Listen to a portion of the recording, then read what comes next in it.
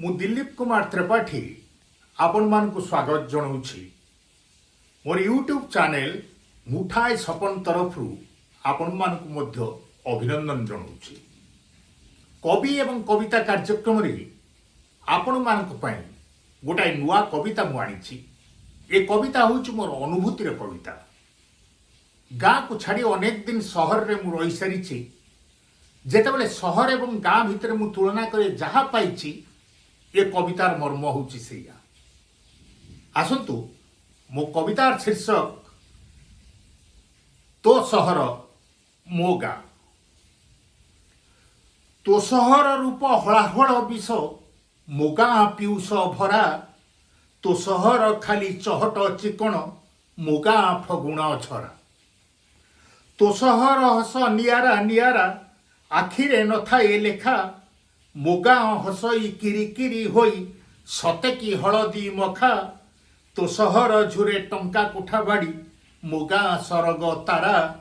तो सहर रूप हलाहल विष मो गाँ पीयूष भरा। तो सहर पूजे मंदिर देवता मो गाँ रे बापा माँ। तो सहर पूजे मंदिर देवता मो गाँ रे बापा माँ। मिछि मिछि परा सहर चलनी सत कहू थाए गाँ। भाईचारा तोर सहरे अभाव मनटा लुहरे भरा।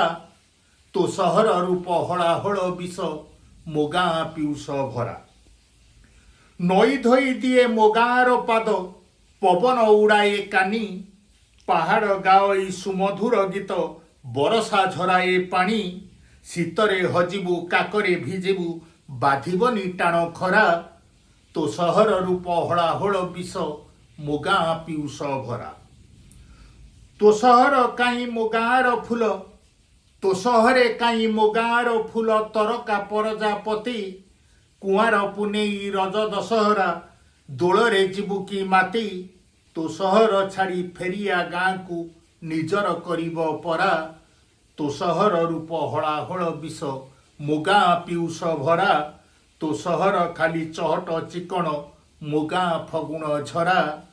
तो सहर रूप हलाहल विष मो गाँ पीयूष भरा।